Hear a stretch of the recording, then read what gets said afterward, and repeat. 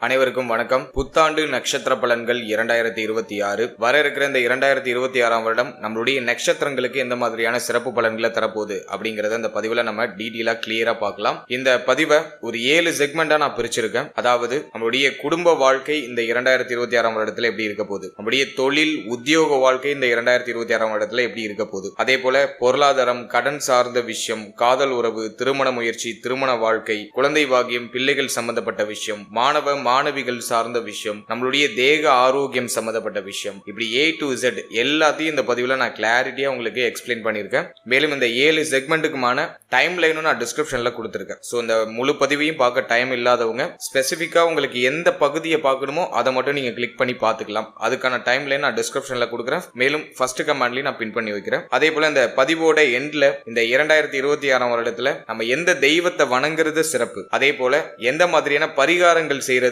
இந்த வருடத்துல நமக்கு மேலும் அதிக நற்பலன்களை கூட்டி நமக்கு கொடுக்கும் அப்படிங்கிற ஒரு கிளாரிட்டியும் இந்த பதிவோட கடைசியில நான் கொடுத்திருக்கேன். சோ அதுவும் கண்டிப்பா உங்களுக்கு யூஸ்ஃபுல்லா இருக்கும். ஓவரால் அந்த பதிவை முழுமையா பாருங்க. இந்த 2026 நம்மளுடைய ராசி மற்றும் நம்மளுடைய நட்சத்திரங்களுக்கு எந்த மாதிரியான வேவ் லென்த்ல போக போகுது அப்படிங்கிற ஒரு கம்ப்ளீட்டான ஒரு கைடு, கம்ப்ளீட்டான ஒரு கிளாரிட்டி உங்களுக்கு கிடைக்கும். மேலும் பதிவை ஸ்டார்ட் பண்றதுக்கு முன்னாடி நம்ம சேனலை நீங்க இன்னும் சப்ஸ்கிரைப் பண்ணாம இருக்கீங்கன்னா மறக்காம சப்ஸ்கிரைப் பண்ணிக்கோங்க. அப்படியே பக்கத்துல இருக்க பெல் சிம்பிளை கிளிக் பண்ணி வச்சுக்கோங்க. அப்பதான் நாங்க போடுற இது போல யூஸ்ஃபுல்லான வீடியோக்கள் உங்களுக்கு உடனுக்குடனே நோட்டிபிகேஷனாக கிடைக்கும். இப்போது மீன ராசி ரேவதி நட்சத்திரக்காரர்களுக்கு இந்த புத்தாண்டு 2026ஆம் வருடம் எப்படி இருக்கு அப்படிங்கறத இப்ப நம்ம டீட்டெயிலா கிளியரா பார்க்கலாம். இந்த புத்தாண்டு பலன்களை பார்க்கறதுக்கு முன்னாடி இந்த வருடத்துல பிளானட்டரி பொசிஷன்லாம் எப்படி இருக்கு, கிரகங்கள்லாம் எந்தெந்த இடங்கள்ல டிராவல் பண்ணிட்டு இருக்கு அப்படிங்கறத ஃபர்ஸ்ட் டீட்டெயிலா நம்ம அனலைஸ் பண்ணலாம். முதலாவது அந்த வருடத்தை பொறுத்த வரைக்கும் நம்மளுடைய ராசியிலேயே சனி, ஜென்ம சனி நடந்துகிட்டு இருக்கு. 7.5 சனியுடைய செகண்ட் பார்ட்ல இருக்கும். ஜென்ம சனின்னு இதை சொல்லுவோம். சனி பகவான் நம்முடைய சந்திரன் மேல பயணிக்கக்கூடிய காலகட்டத்தை நம்ம 7.5 சனியில ஜென்ம சனின்னு சொல்லுவோம். சோ அந்த 7.5 சனியில ஜென்ம சனி அப்படிங்கிறது சனி பகவானோட எந்த கைண்ட் ஆஃப் அட்டாக்கிங்ல வரும் அப்படின்னாக்கா, ஒரு மனுஷன் தன்னுடைய வாழ்நாள்ல 3 முறை மட்டும்தான் 7.5 சனியை பார்ப்பான், 3 முறை மட்டும்தான் ஜென்ம சனியை பார்ப்பான் அப்படின்னு சாஸ்திரத்துல சொல்லப்பட்டிருக்கு. அதாவது மங்கு சனி, பொங்கு சனி, மரண சனி அப்படின்னு சொல்லுவோம். இதுல முதல் சுற்றுல இருக்கிறவங்களுக்கு வாழ்க்கைனா என்ன அப்படிங்கிற ஒரு தெளிவையும் ஒரு புரிதலையும் சனி பகவான் கொடுக்க கடமைப்பட்டிருப்பாரு. எனவே முதல் சுற்றுல இருக்கிறவங்களுக்கு கடுமையான கெடுபலன்கள் நடக்கிற மாதிரி லைஃப்னா என்னன்னு புரிய வைப்பாரு, வாழ்க்கையுடைய தத்துவத்தை புரிய வைப்பாரு, நிறைய எக்ஸ்பீரியன்ஸை கொடுப்பாரு. அது முதல் சுற்றுல இருக்கிறவங்க, அதாவது 20ஸ்ல இருக்கிறவங்க நம்ம எடுத்துக்கலாம். அடுத்தது இரண்டாவது சுற்று, அதாவது 40 வயதை தாண்டியவர்களுக்கு இரண்டாவது சுற்று நடக்கும். இந்த இரண்டாவது சுற்று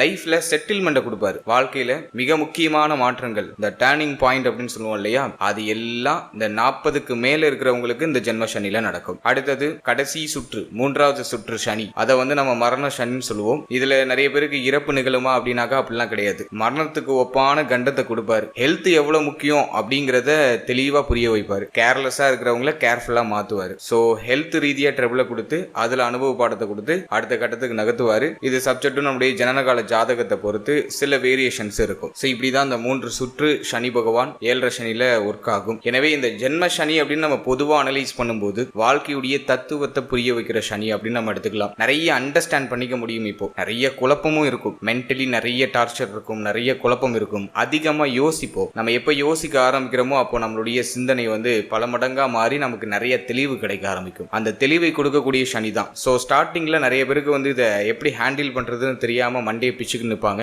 ஒரு கட்டத்துக்கு அப்புறம் சனி பகவான் அடிச்சு பக்குவப்படுத்தி இவ்வளவுதானா, பாத்துக்கலாம், என்னானாலும் பாத்துக்கலாம் அப்படிங்கிற அந்த ஒரு பக்குவத்தை கொடுத்து ஃபைனலா எல்லாத்தையும் ரியலைஸ் பண்ண வைப்பார். வாழ்க்கையுடைய தத்துவத்தை ரியலைஸ் பண்ண வைப்பார். இந்த ஜென்ம சனி காலகட்டத்துல தான் நம்மளுக்கு யார் உண்மையா இருக்காங்கன்னு தெரிஞ்சுக்கலாம், உண்மையான நண்பர்கள் யாருன்னு தெரிஞ்சுக்கலாம், துரோகிகளை கண்முன்னே காட்டி கொடுப்பாரு, ஹெல்த் எவ்வளவு முக்கியம்னு சொல்லி கொடுப்பாரு, பொருளாதாரம் எவ்வளவு முக்கியம் அப்படின்னு சொல்லி கொடுப்பாரு, அவமானம்னா என்ன, அது எப்படி இருக்கும், அதோட பெயின் எப்படி இருக்கும் அப்படிங்கறத கத்து கொடுப்பாரு. நம்ம கிட்ட யாரெல்லாம் வேஷம் போட்டுட்டு இருக்காங்க அப்படிங்கறத கண் முன்னே காமிச்சு கொடுப்பாரு. சோ இதுதான் நம்ம ஜென்ம சனின்னு சொல்றோம். சோ இந்த ஜென்ம சனி அப்படின்னா சிம்பிளா சொல்லணும்னா எக்ஸ்பீரியன்ஸ், லைஃபோட எக்ஸ்பீரியன்ஸ், அதை நல்லா ஃபீல் பண்ண வைப்பாரு. அடுத்தது நம்மளுடைய ராசிநாதனாகிய குரு பகவான் நம்மளுடைய ராசிக்கு 4ஆம் இடத்துல டிராவல் ஆயிட்டு இருக்காரு. இது அர்த்தாஷ்டம குருன்னு சொல்லுவோம். இது மன ரீதியான தாக்கங்களை அதிகமா கொடுக்கும். இருந்தாலும் குரு தன்னுடைய கேந்திர ஸ்தானத்துல அமர்ந்திருக்காரு, புதனோட வீட்டுல அமர்ந்திருக்காரு. இது மீன ராசிக்கு பெரிய அளவிலான தாக்கத்தை கொடுத்துறாரு. அதே போல போல ஜென்ம சனியுடைய தாக்கமும் குறைவாக இருக்கும். இதை விட இன்னொரு சூப்பரான விஷயம், இந்த 2026ஆம் வருடத்துல நம்முடைய குரு பகவான் உச்சமாக போறாரு. 11 வருடம் கழித்து கடகத்தில் குரு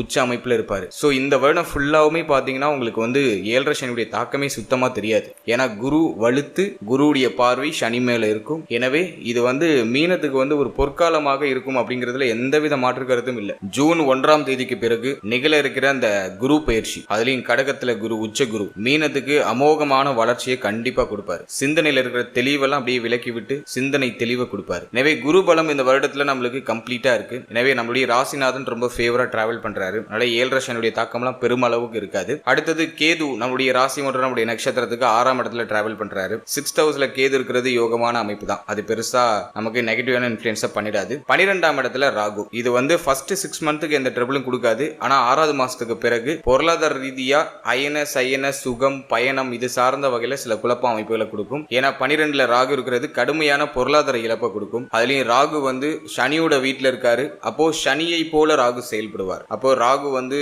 எந்த சுபகிரகத்துடைய பார்வையிலையும் ஜூன் 1க்கு மேல வர மாட்டாரு. எனவே 12ல இருக்கிற ராகு கடுமையான கெடுபலன்களை கொடுப்ப முயற்சிகளை எடுப்பாரு. சோ அதை நான் உங்களுக்கு அடுத்தது எக்ஸ்பிளைன் பண்றேன் டீடைலா. இந்த வருடத்துல 2 கிரகத்துடைய இடப்பெயர்ச்சி இருக்கு. அதுல ஃபர்ஸ்ட் குரு பயிற்சி ஜூன் 1ல நிகழும். மிதனத்திலிருந்து கடகத்துல குரு உச்சமாக போறாரு. அது இந்த வருடத்துல ஒரு ஸ்பெஷலான ஒரு விஷயமா பார்க்கப்படுது. அடுத்தது ராகு கேது பயிற்சி டிசம்பர் 5ல இந்த ராகு கேது பயிற்சி. இது வருஷத்தோட கடைசியில இருக்கிறதுனால இது நம்ம பெருசா நம்ம கவுண்டிங்ல எடுத்துக்க வேண்டாம். இருப்பினும் டிசம்பர் 5ல ராகு கேது பயிற்சி அப்படிங்கறத நம்ம மைண்ட்ல வச்சுக்கலாம். டிசம்பர் 5க்கு பிறகு கேது பகவான் நம்மளுடைய ராசி மற்றும் நம்முடைய நட்சத்திரத்துக்கு 5ஆம் இடத்துக்கும், ராகு பகவான் நம்முடைய ராசி மற்றும் நம்முடைய நட்சத்திரத்துக்கு 11ஆம் இடத்துக்கும் டிரான்சிட் ஆவாங்க. But major of the time period இந்த வருடத்துல 6ஆம் இடத்திலையும் 12ஆம் இடத்திலையும் தான் ராகு கேது டிராவல் பண்ண போறாங்க. சோ இதுதான் இந்த 2026க்கான பிளானட்டரி போர்ஷன். இப்போ இந்த வருட பலன்களை நம்ம டீடைலா கிளியரா பார்க்கலாம். முதலாவதா ஃபேமிலிக்கு இந்த வருஷம் எப்படி இருக்க போகுது, நம்முடைய குடும்ப வாழ்க்கை இந்த வருடத்துல சிறக்குமா அப்படின்னு நம்ம அனலைஸ் பண்ணி பார்க்கும்போது 2ஆம் இடத்துல எந்த பாவகிரகத்துடைய ஆதிக்கமும் இல்ல. குருவும் சுபத்துவமான ஒரு மாற்றத்தை நோக்கி பயணிக்கிறாரு. குரு கடகத்துல போய் உச்சமாக போறாரு. அதுவும் 5ஆம் இடம் மகிழ்ச்சியை தரக்கூடிய இடத்துல குரு உச்சம். ராசிநாதன் வலுத்த ஒரு அமைப்பு. சனியுடைய பார்வை மிக முக்கியமான ஸ்தானங்கள்ல பதிந்தாலும் குரு பார்வையில இந்த சனி வந்துடுறாரு. எனவே ஃபேமிலி ரீதியா இந்த வருஷத்துல நிறைய மங்களகரமான சுப விசேஷங்கள் நிகழ காத்துக்கிட்டு இருக்கு. குடும்பத்துல நிறைய நல்ல மாற்றங்களை இந்த வருடம் கண்டிப்பா கொடுக்கும். ஃபேமிலில இருந்த சிரம அமைப்புகள் குறையும். குடும்பத்துல நிறைய மகிழ்ச்சி மாற்றங்கள் நிகழ ஆரம்பிக்கும். நிறைய மிராக்கல் ஃபேமிலில கண்டிப்பா நடக்கும். இந்த வருஷத்தோட ஸ்டார்டிங்கே பாத்தீங்கன்னா குடும்பத்துல ஒரு மங்களகரமான விசேஷம் சம்பந்தமான பேச்சுவார்த்தைகள், மங்களகரமான மாற்றம் சார்ந்த பேச்சுவார்த்தைகள் இதெல்லாம் சிறப்பான முறையில நிகழும். அதே போல ஃபேமிலியுடைய சப்போர்ட் பரிபூர்ணமா இந்த வருஷத்துல கிடைக்கும். ஏன்னா குரு நமக்கு பலமாக மாறுறதுனால குடும்பத்துடைய சப்போர்ட், குடும்பத்தாருடைய ஒத்துழைப்பு இதெல்லாம் சிறப்பான முறையில கிடைக்கும். இந்த வருஷத்தை பொறுத்த வரைக்கும் 12ஆம் இடத்துல குரு இருக்கிறதுனால குடும்பம் சார்ந்த வகையில நிறைய விரைய செலவுகள் இருக்கும். பட் அதெல்லாம் சுப விரைய செலவா இருக்கும் அப்படிங்கிறது என்னுடைய கருத்து. எனவே குடும்பம் சார்ந்த வகையில நிறைய முன்னேற்றம், நிறைய நல்ல மாற்றங்கள் அப்படிங்கிறது இந்த வருஷத்துல நிகழ ஆரம்பிக்கும். குறிப்பா குடும்பத்துல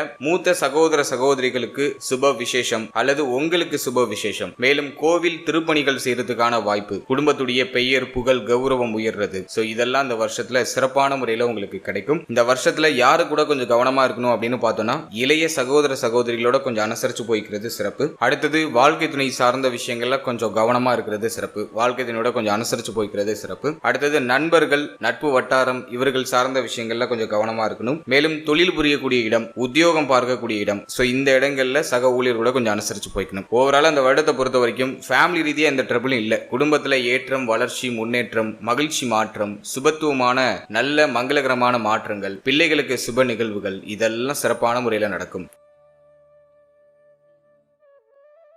அடுத்தது உத்தியோகம் மற்றும் தொழில் சார்ந்த விஷயம் இந்த வருஷத்துல எப்படி இருக்க போகுது அப்படின்னு நம்ம அனலைஸ் பண்ணும்போது 6ஆம் இடத்துல இருக்கிற கேது போட்டி, பொறாமை, எதிரிகள் எல்லாம் அழிச்சிருவாரு. ஆனா உத்தியோகத்துல சுமை அமைப்பை கொடுப்பாரு. 6th ஹவுஸ்ல இருக்கிற கேது உத்தியோகம் சார்ந்த வகையில கொஞ்சம் பிரஷரான அமைப்பு, சுமையான அமைப்பை கொடுப்பாரு. பட் மேனேஜ் பண்ற கெப்பாசிட்டியும் கூடவே சேர்த்து கொடுத்துருவாரு. ஒர்க் லோடு அதிகமா இருக்கும். பட் அதெல்லாம் நீங்க மேனேஜ் பண்ணி அடுத்த கடத்துக்கு நகர்த்துவீங்க. இந்த வருஷத்தை பொறுத்த வரைக்கும் நீங்க பணிபுரியக்கூடிய இடத்துல சக ஊழியர்களோட கொஞ்சம் அனுசரிச்சு போய்க்கணும். அடுத்தது ஒர்க் லோடு அதிகமா இருக்கு அப்படின்னு சொல்லிட்டு ரொம்ப உங்களை நீங்களே ரொம்ப போட்டு ப்ரெஷர் பண்ணிக்க கூடாது. மேலும் மற்றவங்களுடைய வேலையை நீங்க எக்ஸ்ட்ரா டைம் எடுத்துலாம் பார்க்க கூடாது. ஸோ உங்க ஹெல்த்தை நீங்க பார்த்துக்கணும். உங்களுடைய வேலையை சரிவர சிறப்பாக செஞ்சுட்டு நீங்க அந்த இடத்த விட்டு நகர்ந்துறது சிறப்பு. மற்றவங்களுடைய வேலையெல்லாம் உங்க தலையில கட்டுறதுக்கு பார்ப்பாங்க. ஸோ அதுல நீங்க கொஞ்சம் கேர்ஃபுல்லா இருந்துக்கணும். மற்றபடி இந்த வருஷத்தை பொறுத்த வரைக்கும் உத்தியோகத்துல சம்பள உயர்வு, பதவி உயர்வு, கௌரவ உயர்வு அதெல்லாம் சிறப்பாக கிடைக்கும். ஏன்னா 5ஆம் இடத்துக்கு குரு வராரு. எனவே உங்களுடைய முயற்சிகள் மற்றவர்களால் பாராட்டப்படும். உங்களுடைய அருமை மற்றவர்களுக்கு தெரிய வரும். உங்களுக்கு ப்ரமோஷன்ஸ் கொடுப்பாங்க, உங்களை கௌரவிப்பாங்க.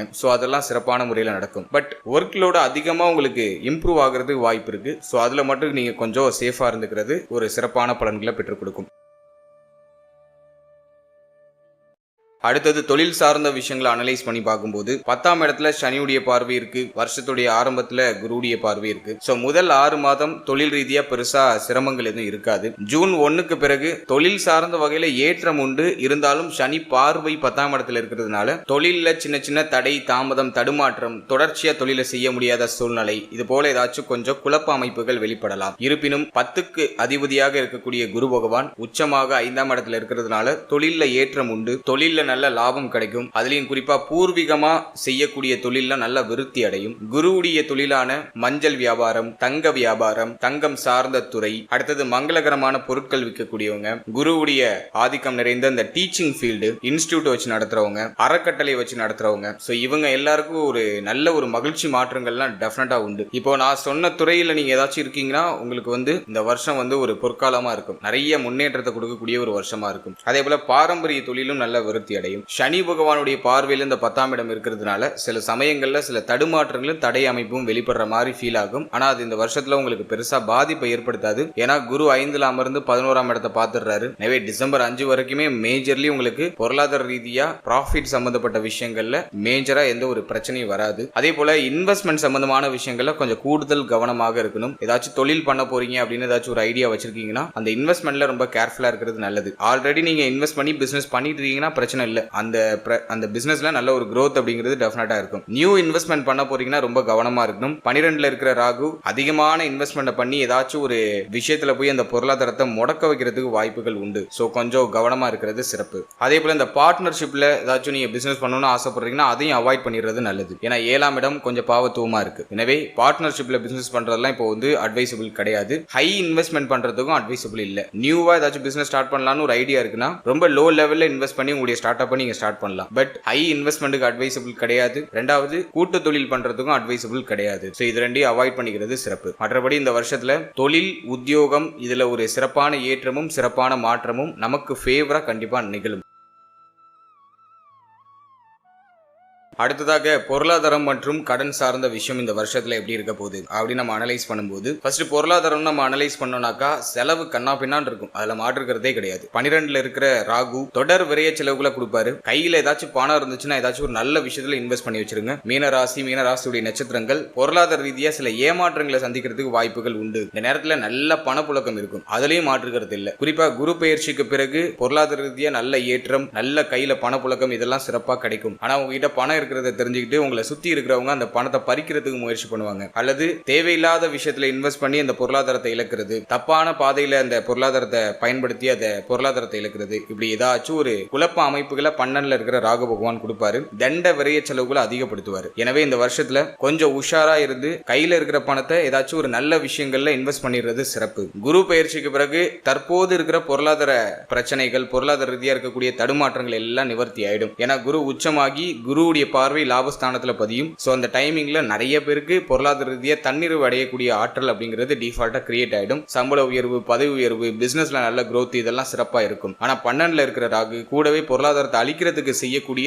அத்தனை வேலைகளையும் செய்வார். எனவே கையில எதுவும் பணமா வச்சுக்காதீங்க. ஏதாச்சும் ஒரு சுப விசேஷங்களோ அல்லது சுப மாற்றத்துக்கோ இதுலயாச்சும் இன்வெஸ்ட் பண்ணிடுறது பெஸ்ட். குறிப்பா இந்த வருஷத்துல தங்க அணிகலன்கள் வாங்குறது உத்தமமான ஏற்றத்தை கொடுக்கும். குரு உச்சமாகிற வருடம் அப்படிங்கிறதுனால கோல்டுல நல்லா இன்வெஸ்ட் பண்ணலாம். சோ அதுக்கு இந்த வருஷம் வருஷம் ரொம்ப ஃபேவரா இருக்கு. அடுத்தது வீடு கட்ட ஸ்டார்ட் பண்றது, உங்களுக்கு தேவையான பொருட்கள் வாங்குறது, வீட்டுக்கு தேவையான விஷயங்கள் பண்றது, உங்களுடைய சுய முன்னேற்றத்துக்கு ஏதாச்சும் செலவு செய்யறது, இப்படி ஏதாச்சும் சுப விரை செலவுகளை அதிகப்படுத்திக்கிறது சிறப்பு. கையில பணமா வச்சிருந்தீங்கன்னா தேவையில்லாத தண்ட விரை செலவா போறதுக்கான வாய்ப்புகள் அதிகபட்சமா இருக்கு. எனவே இந்த வருஷத்தை பொறுத்த வரைக்கும் பணம் கையில இருக்குனாக்க அதை ஏதாச்சும் சுப விரை செலவா மாத்திக்கிறது சிறப்பு. இந்த நேரத்துல பிள்ளைகளுக்கு ஏதாச்சும் சுப மாற்றம் பண்றது, சுப விசேஷம் பண்றது, இப்படி இது சார்ந்த வகையில சுப விரை செலவுகளை நீங்க ஏற்படுத்திக்கிறதும் சிறப்பு தான். 6ஆம் இடத்துல இருக்கிற கேது கடனை அழிப்பார். கடன் பிரச்சனையில இருக்கீங்கன்னா அந்த கடன் சுமையெல்லாம் குறைய ஆரம்பிக்கும். டிசம்பர் 5க்குள்ள கடன் பிரச்சனையில இருந்து மீண்டு வெளில வந்துருவீங்க. பழைய கடன் அழியும். கடன் சுமையில இருந்து வெளில வரதுக்கான வாய்ப்பு அதிகபட்சமா கிடைக்கும். எனவே இந்த வருஷத்துல கடன் சுமை இருக்குன்னா அந்த கடனை கட்டி முடிக்கிறதுக்கு ட்ரை பண்ணுங்க. அதுல இருந்து கம்ப்ளீட்டா இப்ப வெளியாகி வந்துடலாம். சோ அதுக்கும் இந்த வருஷம் வந்து பாசிட்டிவா இருக்கு. எனவே இந்த வருஷத்தை பொறுத்த வரைக்கும் பொருளாதார வளர்ச்சி உண்டு, விரயமும் கூடவே வரும். அதை சுப விரயமா கன்வெர்ட் பண்ணிக்கிறது நம்மளுடைய பொறுப்பு. கடன் சுமை இருந்தா அந்த கடன் அழிஞ்சிரும். கடன் வந்து டிசம்பர் 5க்குள்ள அந்த கடன் பிரச்சனையில இருந்து மீண்டு வரதுக்கான வாய்ப்புகள் அத்தனை வாய்ப்புகளும் கிடைச்சிடும். சோ இதெல்லாம் நம்ம வந்து ஒரு பாசிட்டிவா எடுத்துக்கலாம்.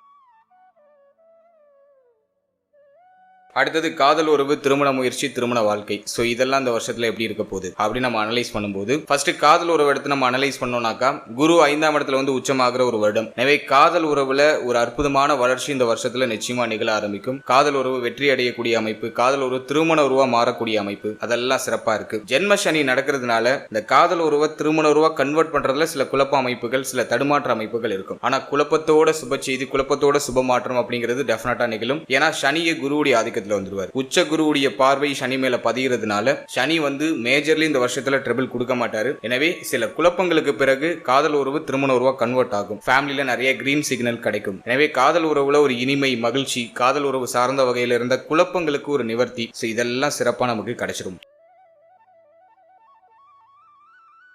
அடுத்தது திருமண முயற்சி இந்த நேரத்தில் ஒரு பாசிட்டிவான ரிசல்ட்டை கொடுக்குதா அப்படின்னு நம்ம பார்க்கும்போது 7ஆம் இடத்துல சனியுடைய பார்வை, சுபகிரகங்கள் எதுவும் வந்து 7ஆம் இடத்தை பார்க்கல. ஆனா குரு பலம் சிறப்பா நமக்கு இந்த வருஷத்துல வருது. எனவே மோஸ்ட்லி நிறைய பேருக்கு ஒரு சில தடை தாமதங்களுக்கு பிறகு திருமண முயற்சிகளை சுப செய்தி கிடைச்சிடும். சனி பார்வை 7ஆம் இடத்தை பார்த்து 7ஆம் இடத்தை கொஞ்சம் பங்கப்படுத்துறதுனால திருமண முயற்சிகளை கொஞ்சம் தாமத அமைப்பு இருக்கும். பட் ஜூன் 1க்கு பிறகு மோஸ்ட்லி நிறைய பேருக்கு சுப செய்தி கிடைச்சிடும். அல்ல திருமண முயற்சிகளை தாராளமா செய்யலாம். திருமண முயற்சிகளை சுப செய்தி கண்டிப்பா இந்த வருஷத்துல உண்டு. திருமணம் சார்ந்த சுப விரய குடும்பத்தில் நிகழும். எனவே இந்த வருஷத்தை பொறுத்த வரைக்கும் திருமணம் ஆகாதவர்களுக்கு அந்த வருஷத்துல திருமண முயற்சிகளை செய்யலாம். அதுல பாசிட்டிவான ரிசல்ட் கண்டிப்பா உண்டு. அடுத்தது நம்ம திருமண முயற்சி அனலைஸ் பண்ணும்போது இந்த 2025ல நம்ம அனலைஸ் பண்ணி பார்க்கும்போது அந்த அளவுக்கு சிறப்பா போல. வாழ்க்கை துணையால ஒரு மாதிரி மன உளைச்சல், வாழ்க்கை துணையால அதிகமான செலவு, வாழ்க்கை துணை உடல் ஆரோக்கியம் பாதிக்கப்பட்டிருந்தாங்க. அதே மாதிரி வாழ்க்கை துணையோட கருத்து போராட்டம் அதிகமா இருந்துச்சு. நீங்க சொல்றது அவங்களுக்கு ஒத்து வராது, அவங்க சொல்றது உங்களுக்கு ஒத்து வராது. இப்படி ஒரு மாதிரி முரண்பாடான அமைப்பு, நிறைய பேரோட லைஃப்ல வந்து சில மிஸ் அண்டர்ஸ்டாண்டிங், பிரச்சனை, குழப்பம் இப்படிதான் போனுச்சு. இப்ப குரு நமக்கு வந்து ஃபேவரா வரக்கூடிய ஒரு அமைப்புல இருக்கிறதுனால சண்டை போட்டுட்டு பிரிஞ்சு இருக்கிறவங்க இப்ப ஒன்னு சேருவாங்க. வாழ்க்கை துணையால ஏற்பட்ட மன உளைச்சல் குறைய ஆரம்பிக்கும். வாழ்க்கை துணையால ஆதாயமே இல்லைனாலும் அவர்களால எந்த ஒரு தொந்தரவோ பிரச்சனையோ இல்லாம இருக்கும். அதே மாதிரி வாழ்க்கை துணைக்கு உடல் ஆரோக்கிய ரீதியாக ஏதாச்சும் பிரச்சனை இருந்துச்சுன்னா அதுவும் மெல்ல மெல்ல குறைய ஆரம்பிக்கும். சோ அதுவும் நமக்கு வந்து ஓரளவுக்கு பாசிட்டிவா தான் இருக்கு. எனவே இந்த வருஷத்தை பொறுத்த வரைக்கும் திருமண வாழ்க்கையில இருந்து வந்த அதிகப்படியான குழப்ப அமைப்புகள்லாம் குறைஞ்சிரும். சனி பார்வை 7ல இருக்கிறதுனால கொஞ்சம் சகிப்பு தன்மையோட வாழ்க்கை துணையை அனுசரிச்சு போக வேண்டியது அவசியம். இருந்தாலும் சனியை குருவோட பார்வையில் வருதுனால எல்லாத்தையும் இப்போ மேனேஜ் பண்ற ஒரு கேப்பபிலிட்டி நமக்கு கிரியேட் ஆயிடும். நல்ல பெருசா எதுவும் மைனஸா இல்ல. இந்த வருஷத்துல திருமண வாழ்க்கையிலும் ஒரு சுபத்துவமான மங்கள மாற்றம் அப்படிங்கிறது நிச்சயமா நிகழ ஆரம்பிக்கும். அடுத்தது குழந்தை பாக்கியம், பிள்ளைகள் சம்பந்தப்பட்ட விஷயம், இதெல்லாம் இந்த வருஷத்துல எப்படி இருக்க போகுது அப்படி நம்ம அனலைஸ் பண்ணி பார்க்கும்போது ஃபர்ஸ்ட் குழந்தை பாக்கியத்தை நம்ம அனலைஸ் பண்ணோம்னா இந்த வருஷத்துல ஒரு 95% குழந்தை பாக்கியம் இல்லாதவங்களுக்கு குழந்தை பாக்கியத்துல சுப செய்தி கிடைச்சிடும். ஏன்னா குரு 5ஆம் இடத்துல வந்து உச்சமாகிற ஒரு வருடம். எனவே குழந்தை பிறத்தல், குழந்தை பாக்கியம் சார்ந்த வகையில இருக்கக்கூடிய தடை தாமதம் இது எல்லாம் விலகி நமக்கு ஒரு பாசிட்டிவான ரிசல்ட் தரக்கூடிய ஒரு வருடமா இந்த வருடம் பார்க்கப்படுது. குறிப்பா இந்த வருஷத்துல மார்ச்சுக்கு பிறகே பார்த்தோன்னா நிறைய பேருக்கு குழந்தை பாக்கியத்துல சுப செய்தி கிடைச்சிடும். குழந்தை பிறத்தல் காரணமா குடும்பத்துல மகிழ்ச்சி நிலவ ஆரம்பிக்கும். எனவே இந்த வருஷத்துல குழந்தை பாக்கியம் இல்லாதவங்களுக்கு குழந்தை பாக்கியத்துல சுப செய்தி கண்டிப்பா கிடைச்சிடும். அதனால குழந்தை பாக்கியத்துக்கான முயற்சிகளை செய்யலாம். எந்த தடை தாமதமும் இல்லாம இந்த வருஷத்துல பியூரா ஜூன் 1க்கு பிறகு கம்ப்ளீட்லி நிறைய பேருக்கு நல்ல செய்திகள் கிடைச்சிடும். மார்ச்லயே அந்த சிம்டம்ஸ் எல்லாம் வெளிப்பட ஆரம்பிக்கும். சோ இதை நம்ம வந்து ஒரு பாசிட்டிவா எடுத்துக்கலாம்.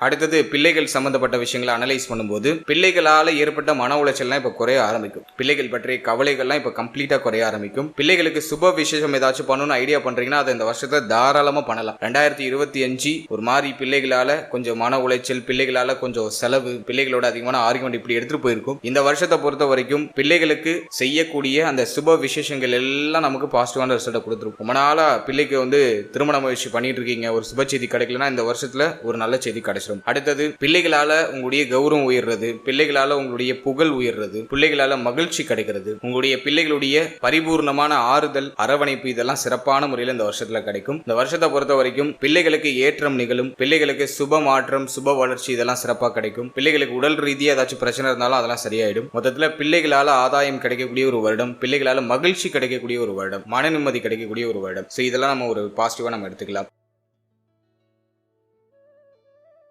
அடுத்தது ஸ்டூடெண்ட்ஸ், மாணவ மாணவிகளுக்கு இந்த 2026 வருடம் எப்படி இருக்க போகுது அப்படின்னு நம்ம அனலைஸ் பண்ணோம்னாக்கா, ஸ்டூடெண்ட்ஸை பொறுத்த வரைக்கும் 4ஆம் இடத்துல குரு, 6ஆம் இடத்துல கேது. ஸோ இந்த காம்பினேஷன்லாம் வச்சு அனலைஸ் பண்ணும்போது படிப்பு சார்ந்த வகையில சில தடுமாற்ற அமைப்புகள் இருக்கும், சில குழப்ப அமைப்புகள் இருக்கும். ஜென்ம சனி வேற நடக்குது, நிறைய பேருக்கு டைரக்ஷனே மாறும், படிக்கிறதுல இன்ட்ரெஸ்ட் வராது, முயற்சிகள் குறைவா இருக்கும், ரொம்ப லேசியா ஃபீல் ஆகும், எந்த ஒரு முயற்சியுமே செய்ய தோணாது, இப்படி ஒரு மாதிரி கொஞ்சம் மென்டலி கொஞ்சம் ப்ரெஷரா இருக்கிற மாதிரி இருக்கும், சிந்தனை குழப்பம் கடுமையா இருக்கும். அடுத்து நம்ம எதுல பயணிக்கிறது அப்படிங்கிற குழப்ப அமைப்புகள் இருக்கும். இதெல்லாம் ஜூன் 1க்கு பிறகு சரியாயிடும். படிப்புல இருந்த குழப்ப அமைப்பு, தடை தாமதப்பட்ட அந்த அமைப்புகள் எல்லாம் ஜூன் 1க்கு பிறகு கம்ப்ளீட்டா சரியாயிடும். 2026 வருடத்துல மேக்ஸிமம் நிறைய பேருக்கு மார்ச்ல இருந்து நல்ல ரிசல்ட் கிடைக்க ஆரம்பிச்சிடும். படிப்பு சார்ந்த வகையில ஆர்வம் அதிகரிக்கும், படிப்பு சார்ந்த வகையில ஏற்றம் உண்டாகும், சிந்தனையில இருக்கக்கூடிய குழப்பம், மனசுல இருக்கக்கூடிய கஷ்டம் இதெல்லாம் ஸ்டூடெண்ட்ஸ் கம்ப்ளீட்டா குறைய ஆரம்பிக்கும். அதே மாதிரி காலேஜ்ல ஏதாச்சும் அரியர்ஸ் வச்சிருக்கீங்கன்னா அதெல்லாம் கிளியர் பண்ணிட்டு அடுத்த லெவலுக்கு நீங்க போயிடுவீங்க. சோ அதுக்கு இந்த வருஷம் ரொம்ப கம்ப்ளீட்டா உங்களுக்கு சப்போர்ட் பண்ணும். எனவே ஸ்டூடெண்ட்ஸை பொறுத்த வரைக்கும் இந்த வருஷத்துல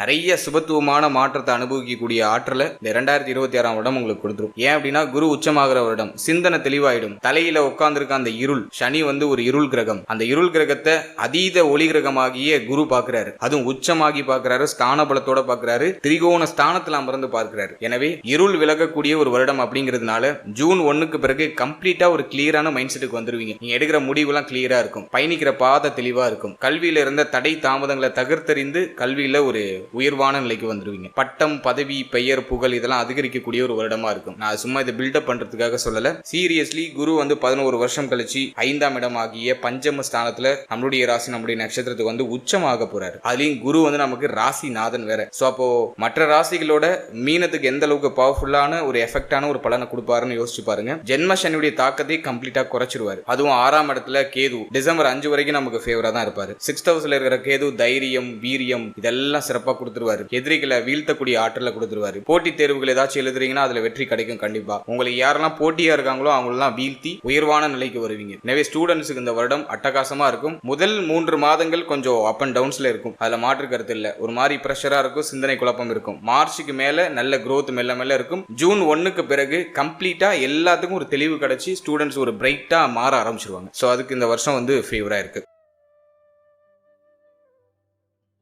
அடுத்தது தேக ஆரோக்கியம் இந்த வருஷத்துல எப்படி இருக்க போகுது அப்படின்னு நம்ம அனலைஸ் பண்ணோம்னா, ஜென்ம சனி போயிட்டு இருக்கு, 12ல ராகு, மருத்துவ செலவு ஆல்ரெடி நிறைய பேருக்கு அதிகமா இருக்கும். 12ல இருக்கிற ராகு மருத்துவ செலவு தான் அதிகமா கொடுப்பாரு. 6ல இருக்கிற கேது பகவான் நோய்களுக்கான நிவர்த்தியை கொடுப்பாரு. ஹெல்த்ல ஒரு ட்ரபிள் இருக்கிற மாதிரி காமிச்சு கொடுத்து அதுக்கான நிவர்த்தியை கேது கொடுப்பாரு. 12ல இருக்கிற ராகு மருத்துவ செலவை கடுமையா கொடுப்பாரு. இப்ப குரு நமக்கு ஃபேவரா வர போறாரு. ஜூன் 1ல எல்லாம் குரு நமக்கு உச்சமாகி ரொம்ப ஃபேவரா ஆயிடுவாரு. எனவே இந்த வருஷத்தை பொறுத்த வரைக்கும் தேக ஆரோக்கியத்துல இருந்த பிரச்சனைகள் எல்லாம் கம்ப்ளீட்டா சரியாயிடும். உடல் ரீதியா என்ன கஷ்டமான அமைப்பு இருந்தாலும் அதெல்லாம் கம்ப்ளீட்டா சரியாயிடும். தேக ஆரோக்கியம் ரீதியா இருக்கக்கூடிய குழப்பம், குளறுபடி எல்லாம் சரியாயிடும். இந்த வருஷத்துல நீங்க மெயினா ஃபோக்கஸ் பண்ண வேண்டிய ஒரு விஷயம் எதுனா மன ஆரோக்கியம். ஜென்ம சனி நடந்துகிட்டு இருக்கு, மன ரீதியா நிறைய டெஸ்ட் வைக்கும். மனசை ஏதாச்சும் ஒரு மாதிரி உங்களை ஆட்டி படைக்கிற மாதிரி, சம்பந்தமே இல்லாத விஷயத்துக்கு கவலைப்பட்டு உட்கார்ந்துருக்க மாதிரியான ஒரு மனநிலை கொடுக்கும். சோ அதை மட்டும் நீங்க பாயிண்ட் அவுட் பண்ணி கவனமா நீங்க கடந்து வந்துட்டீங்கன்னா இந்த வருஷம் ஹெல்த் ரீதியா எந்த ட்ரபிள் இல்லாம எக்ஸ்ட்ராடினரியா கண்டு போயிடும். எனவே இந்த வருஷத்தை பொறுத்த வரைக்கும் மன ஆரோக்கியத்தை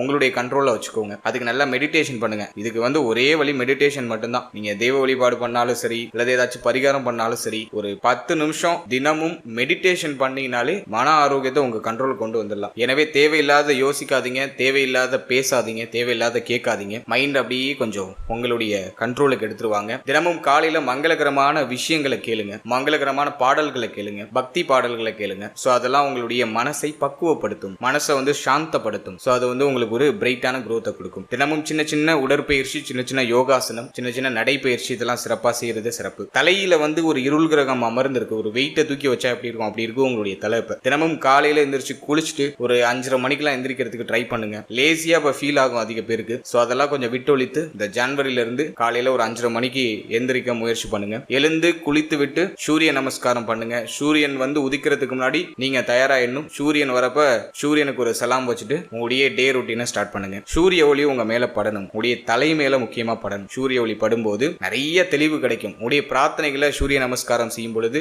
உங்களுக்கு என்ன தேவையோ அதை மனதார வேண்டி கேட்டுக்கிட்டு அந்த நாளை நீங்க ஸ்டார்ட் பண்ணும்போது சூப்பர் பாசிட்டிவா இருக்கும். மனசு எங்கேயும் அலைபாயாது. இதை நீங்க ட்ரை பண்ணி பாருங்க. எனவே இந்த வருஷத்தை பொறுத்த வரைக்கும் தேக ஆரோக்கியம் பலப்படுது, உடல் ஆரோக்கியத்தில் என்ன பிரச்சனை இருந்தாலும் சரியாயிடும், சிந்தனை தெளிவு கிடைக்குது, மனம் தெளிவடையக்கூடிய ஒரு வருடமா இருக்கும். ஜூன் 1க்கு மேலாம் மேக்ஸிமம் நிறைய பேருக்கு வந்து மனமானது தெளிவு அடைஞ்சிரும். எந்த பிரச்சனையும் பெருசா இருக்காது. இந்த வருஷத்துல சனி மட்டும் பார்க்கக்கூடிய இடங்களை கொஞ்சம் பாதிப்படைய செய்வாரு. அதன் அடிப்படையில 3ஆம் இடத்தை பார்க்கிறாரு. முயற்சி குறைவா இருக்கும். அதுல இந்த வருஷத்துல எஃபோர்ட் அதிகமா போடணும் அப்படிங்கறத ஒரு ஃபிக்ஸ் பண்ணி வச்சிருங்க. நீங்க எவ்வளவு நேரம் எஃபோர்ட் போடுறீங்களோ அதை விட இன்னும் கொஞ்சம் ஒரு மணி நேரம் எக்ஸ்ட்ரா போடணும். அதை கொஞ்சம் ஃபிக்ஸ் பண்ணிக்கோங்க. அடுத்தது பய உணர்வுகளை தவிர்த்துக்கணும். இந்த நேரத்துல எதை நினைச்சாலும் பய உணர்வு வரும். பயத்தை சுத்தமா வேற அறுத்துடணும். மனசுல இருந்து இந்த பயத்தை சுத்தமா அறுத்து அப்படியே தனியா கைட்டி வச்சிருங்க. எதை நினைச்சும் பயப்படாதீங்க, கவலைப்படாதீங்க. அடுத்தது இளைய சகோதரத்துவத்தை அனுசரிச்சுக்கணும். இளைய சகோதரத்துவத்துடைய தேக ஆரோக்கியத்திலையும் கவனம் இருக்கணும். அவருடைய உறவு நிலையிலும் கொஞ்சம் கவனமா இருக்கணும். அடுத்தது வாழ்க்கை துணை, நண்பர்கள், உங்களுடைய சமூக வட்டம் இது சம்பந்தமான விஷயங்கள் எல்லாம் கொஞ்சம் கவனமா இருக்கணும். குறிப்பா வாழ்க்கை துணையோட அனுசரிச்சு போய்க்கிறது சிறப்பு. அடுத்தது பார்த்தோம்னாக்கா தொழில் செய்யறவங்க தொழில் சார்ந்த விஷயங்கள்ல கொஞ்சம் கூடுதல் விழிப்புணர்வோட இருக்கணும். பயப்பட வேண்டாம். கூடுதல் விழிப்புணர்வோட இருந்தா இன்னும் பெஸ்டான ரிசல்ட் கிடைக்கும். அதுலயும் தலைப்பகுதி உடல் ஆரோக்கியம் பார்க்கும்போது தலைப்பகுதி, நம்முடைய ஷோல்டர் அதாவது வந்து தோள்பட்டை, கழுத்து இந்த பகுதிகளில் ஏதாச்சும் வலிகள் ஏற்படுறதுக்கு வாய்ப்பு இருக்கு. ஒரு சிலருக்கு வயிறு சம்பந்தப்பட்ட உபாதைகள் வந்துட்டு போகலாம். கழிவு நீக்க உறுப்புகள், வயிறு சம்பந்தப்பட்ட விஷயம் இதெல்லாம் கொஞ்சம் கவனமா இருக்கணும். பெண்களுக்கு வந்து இந்த கருப்பை சம்பந்தப்பட்ட விஷயம், சிறுநீரகம் சம்பந்தப்பட்ட விஷயம், ஜீரண உறுப்பு சம்பந்தப்பட்ட விஷயம் இதுல கொஞ்சம் கவனம் செலுத்திக்கணும். அடுத்தது நம்முடைய கால் பாதம், கால் பாதத்துல ஏதாச்சும் வலிகள், புதிகால் வலி, கால் பாதத்துல ஏதாச்சும் அடிபடுறது, இப்படி ஏதாச்சும் ட்ரபிள் வரலாம். சோ கால் பாதத்துல கவனம் தேவை. அதே மாதிரி கணுக்கால் வலி ஒரு சிலருக்கு வரலாம். சோ கணுக்கால்லையும் கொஞ்சம் கவனமா இருக்கணும். சோ இந்த பகுதிகளை மட்டும் நீங்க கொஞ்சம் கேர் எடுத்துக்கிறது சிறப்பு. மற்றபடி எதுவும் ட்ரபிளா இல்ல. இப்ப நான் சொல்லியிருக்க விஷயங்கள்ல மட்டும் கொஞ்சம் கவனம் செலுத்திக்கிறது சிறப்பு. அடுத்து இந்த வருஷத்துல ஏதாச்சும் பரிகாரம் பண்ணலாமா, எந்த தெய்வத்தை வழிபடலாம் அப்படின்னு நம்ம அனலைஸ் பண்ணும்போது இந்த வருஷத்தை பொறுத்த வரைக்கும் தெய்வ வழிபாட்டுல நம்பிக்கை உள்ளவங்க விநாயகரை இறுக்கமா பிடிச்சுக்கோங்க. அவர் தான் ஃபர்ஸ்ட் நீங்க வழிபடணும். உங்க வீட்டுக்கு பக்கத்துல இருக்க விநாயகர் வழிபாடு உங்களுக்கு உத்தமமான வளர்ச்சியை கொடுக்கும். அடுத்தது ஹனுமன் வழிபாடு. 7.5 சனியில ஜென்ம சனி போயிட்டு இருக்கு. எனவே ஆஞ்சநேயர் வழிபாடு, சனிக்கிழமை தோறும் ஆஞ்சநேயர் கோயிலுக்கு போயிட்டு வந்துருங்க. ஆஞ்சநேயர் வழிபாடு சிறப்பு. அடுத்து இந்த காவல் தெய்வங்களை வழிபடுறதும் சிறப்பு. 7.5 சனி நடக்கிறதுனால காவல் தெய்வங்களை வழிபடலாம். அதுவும் வந்து உங்களுக்கு வந்து ஒரு தெளிவை கொடுக்கும். அடுத்தது குரு பயிற்சியின் போது ஆலங்குடி குருஸ்தலம் போயிட்டு குரு பகவானுடைய தரிசனம் பெற்று வர்றது சிறப்பு. சோ அது குரு பயிற்சியின் போது தான் போகணும்லாம் அவசியம் கிடையாது. இந்த வருஷத்துல ஒரு முறை குருஸ்தலத்துக்கு போயிட்டு வாங்க. மேக்ஸிமம் வந்து கொஞ்சம் அமைதியா இருக்கிற நாட்கள்ல போயிட்டு வாங்க. உங்களுக்கு எப்போ ஃப்ரீ டைம் கிடைக்குதோ அப்போ போயிட்டு வாங்க. குரு பயிற்சியின் அப்போதான் போகணும்லாம் எந்த அவசியமும் கிடையாது. சோ இது வந்து சாஸ்திர பிரகாரம் சொல்லணும்னு நான் சொல்லிட்டேன். பட் என்னோட பாயிண்ட் ஆஃப் வியூல இருந்து நான் என்ன சொல்றேன்னா, நம்ம கோயிலுக்கு போறது மன அமைதியை பெருக்கிக்கிறதுக்கு. கூட்டத்துல போய் கோவிந்தா போட்டோம்னாக்கா எந்த ஒரு பலனும் நமக்கு கிடைக்காது. அதனால குரு பயிற்சி அன்னைக்கு தான் போகணும்லாம் எந்த அவசியமும் கிடையாது. எப்போ கோவில் ஃப்ரீயா இருக்குமோ, உங்களுக்கு எப்போ ஃப்ரீ டைம் கிடைக்குதோ அப்போ ஒரு வாட்டி போயிட்டு ரிலாக்ஸா போயிட்டு இறைவனை வழிபட்டு உடைய பிரார்த்தனைகளை முன் வச்சுட்டு மன அமைதியோட வீட்டுக்கு திரும்பி வாங்க. கூட்டத்துல போய் கோவிந்தா போட்டுட்டு அங்க கூட்ட நெரிசல்லையே உங்களுக்கு பாதி டென்ஷன் இன்னும் இம்ப்ரூவ் ஆயிடும். கால் கடுக்க நின்று தெய்வத்தை பார்த்து நீ என்ன வேண்டணுங்கிறதே மறந்துடுவீங்க அந்த கூட்ட நெரிசல்ல. எனவே கூட்டமான டைமிங்ல போவாதீங்க. கொஞ்சம் ஃப்ரீயா இருக்கிற நேரத்துல போயிட்டு ரிலாக்ஸா போயிட்டு இறைவனை ஃப்ரீயா பார்த்துட்டு இறைவன் கிட்ட உங்களுடைய பிரார்த்தனைகள் எல்லாம் முன் வச்சுட்டு அந்த ஸ்தலத்துல 1 மணி நேரம் அமர்ந்து தியானம் பண்ணலாம். அல்லது சும்மா வெறுமனே நீங்க அமைதியா அமர்ந்து உங்களுடைய கவலைகள் கஷ்டங்கள் எல்லாத்தையும் அந்த கோவில்லையே அப்படியே கழட்டி விட்டு வந்துருங்க. வீட்டுக்கு வரும்போது ரிலாக்ஸா மைண்ட் அப்படியே ஃப்ரீயா வரணும். சோ அப்படி ஒரு பிரார்த்தனையை பண்ணிட்டு வீட்டுக்கு திரும்புறது சிறப்பு. எனவே இந்த வருஷத்துல ஒரு முறை குருஸ்தலம் போயிட்டு வந்துருங்க. அது வந்து உங்களுக்கு இன்னும் கூடுதலான சிறப்பை கொடுக்கும். சோ தெய்வ வழிபாடுன்னு நம்ம எடுத்துக்கும் போது ஃபர்ஸ்ட் விநாயகர் வழிபாடு, அது கோவில்லையோ இல்ல உங்க வீட்லயோ நீங்க விநாயகரை வழிபட்டு தினமும் விநாயகருக்கு செலுத்தக்கூடிய அந்த தோப்பு காரணம் எல்லாம் கரெக்டா போட்டு செயல்படும் போது உங்களுடைய மூளையோட செயல்பாடு நல்லா உத்வேகமா இருக்கும். அடுத்தது ஆஞ்சநேயர் வழிபாடு, பயத்தை தவிர்க்க, நமக்கு இருக்கக்கூடிய தயக்கத்தை தவிர்க்க ஆஞ்சநேயர் வழிபாடு சிறப்பு. அடுத்தது எல்லை தெய்வங்கள், காவல் தெய்வங்களை வழிபடலாம். ஏன்னா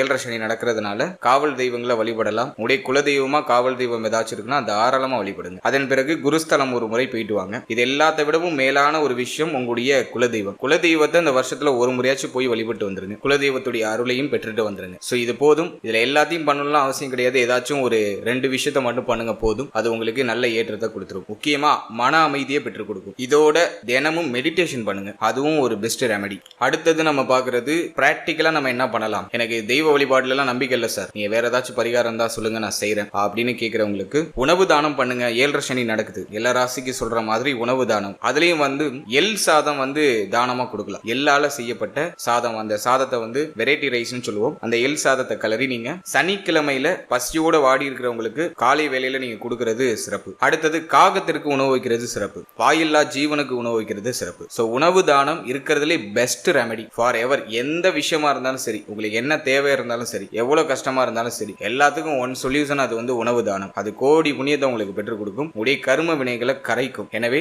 உணவு தானம் பண்ணுங்க. குறிப்பா சனிக்கிழமையில பண்றது சிறப்பு. அதே மாதிரி விநாயகருடைய ஸ்தலத்துல பண்றதுக்கு வாய்ப்பு கிடைச்சாலும் பண்ணுங்க. அல்லது உணவு தானம் பண்றவங்களுக்கு உதவி பண்றது, அதாவது உணவு பரிமாறுறது, இது மாதிரி சின்ன சின்ன ஹெல்ப் பண்றது. சோ அதுவுமே பெஸ்ட் தான். அதே மாதிரி ரொம்ப பெருசா பண்ணலாம் எந்த அவசியமும் இல்லை. உங்களால எந்த அளவுக்கு முடியுமோ அந்த அளவுக்கு உணவு தானம் பண்ணுங்க. சோ அது ஒரு பெஸ்ட் ரெமடியா நான் பாக்குறேன். அடுத்தது இந்த வருஷத்துல மாற்றுத்திறனாளிகள் அப்படின்னு சொல்லக்கூடிய செயல்பட இயலாதவர்களுக்கு உங்களால முடிஞ்ச உதவி. ரொம்ப ஏழ்மைப்பட்ட மாற்றுத்திறனாளிகள் தன்னால செயல்பட முடியாம உங்களுடைய வருகைக்காக காத்துக்கிட்டு இருப்பாங்க. சோ அப்படிப்பட்டவங்களுக்கு தேடி போய் அவங்களுக்கு தேவையான உபகரணங்களை வாங்கி கொடுக்கிறது சிறப்பு. அது ஒரு சிறந்த பரிகாரம். அதே மாதிரி அநாத ஆசிரமம், அங்க இருக்கக்கூடிய குழந்தைகளுக்கு தேவையான வஸ்திரங்கள், தேவையான உணவுப் பொருட்கள் இதை வாங்கி கொடுக்கலாம். சோ அது ஒரு பெஸ்ட் ரெமடியா இருக்கும். சோ இது நம்ம பேசிக்கா பண்ணும்போது இந்த வருஷத்துல நமக்கு இருக்கக்கூடிய தடை தாமதம் தடுமாற்றத்துல நம்ம தகர்த்தி மேலும் உயர பறக்கிறதுக்கு இந்த பரிகாரங்கள் உங்களுக்கு ஒரு துணையாக இருக்கும். ஓவரால் அந்த 2026 வருடத்தை பொறுத்த வரைக்கும் குரு உச்சமாகிற வருடம் அப்படிங்கிறதுனால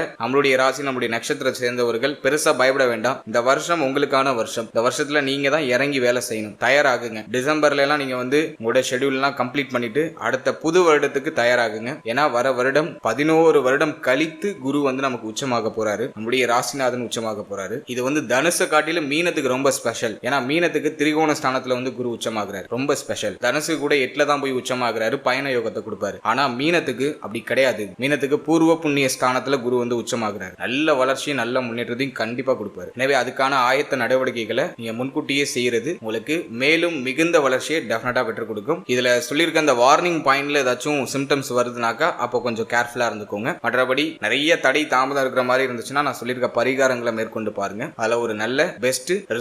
இப்போ நீங்க இது வரைக்கும் பார்த்த பலன்கள் எல்லாமே ஒரு பொதுவான கோச்சார பலன்கள் தான். இந்த பலன்கள் உங்களுடைய ஜனனகால ஜாதகத்தில் இருக்கக்கூடிய தசா புக்தி அந்தரம் இதை பொறுத்து கண்டிப்பா மாறுபடும். உங்களுக்கு யோக தசை நடக்குதா அவயோக தசை நடக்குதான்னு ஃபர்ஸ்ட் அனலைஸ் பண்ணுங்க. உங்களுடைய குடும்ப ஜோதிடத்தை கொடுத்து உங்களுடைய பர்சனல் ஹெராஸ்கோப்பை உங்களுக்கு யோக தசையா அவயோக தசையான்னு ஃபர்ஸ்ட் கிளாரிஃபை பண்ணிக்கோங்க. யோக தசைனாக்கா கோச்சாரமும் பாசிட்டிவா இருக்கு, யோக தசையும் நடக்குதுன்னா சூப்பர் பாசிட்டிவா இருக்கும். அவயோக தசை இருக்கு, கோச்சாரம் உங்களுக்கு பாசிட்டிவா இருக்கு, ஆனா அவயோக தசை நடக்குதுன்னா கோச்சார ரீதியா சொல்லப்பட்டிருக்க பாசிட்டிவான பாயிண்ட்ஸ் உங்களுக்கு அந்த அளவுக்கு ஒர்க் ஆகாது. அதுவே யோக தசை நடக்குது, உங்களுக்கு கோச்சாரம் சரியில்லை, கோச்சாரம் உங்களுக்கு மைனஸா இருக்கு அப்படின்னாக்கா இந்த கோச்சாரம் உங்களை பெருசா பாதிச்சிடாதுன்னு அர்த்தம். சோ நல்லா சொல்ல வர பாயிண்ட் எதுனா, உங்க ஜாதகத்துல பிளஸ் இருக்கு அப்படின்னாக்கா கோச்சாரமும் பிளஸ்ஸா இருந்துச்சுன்னா உங்களுக்கு சூப்பர் பிளஸ்ஸா இருக்கும். உடைய ஜாதகம் பிளஸ்ஸா இருக்கு ஆனா கோச்சாரம் மைனஸா இருக்கு அப்படின்னாக்கா இந்த கோச்சார ரீதியா இருக்கக்கூடிய இந்த நெகட்டிவான பாயிண்ட் உங்களை பெரிய அளவுல அஃபெக்ட் பண்ணிடாது. கோச்சாரமும் மைனஸா இருக்கு, உங்களுக்கு தசையும் புத்தியும் உங்களுக்கு மைனஸா இருக்குனாக்கா கம்ப்ளீட்டா உங்களை ஜீரோ ஆக்கும். நிறைய பிரச்சனைகளை மாத்தி கொடுக்கும். உங்களுக்கு தசை மைனஸா இருக்கு ஆனா கோச்சாரம்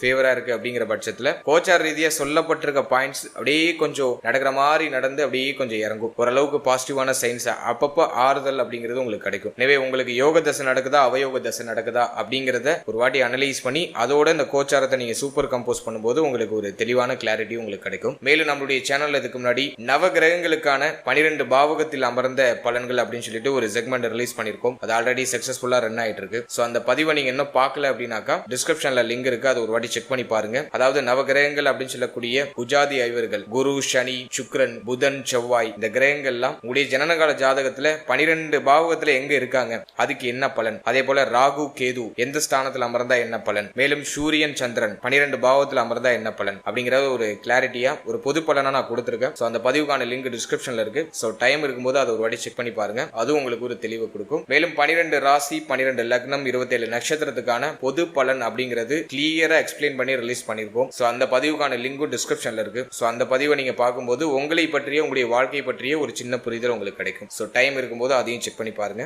and finally very limited time. So be cool, stay happy, stay healthy and enjoy. வாழ்த்துக்கள், நன்றி.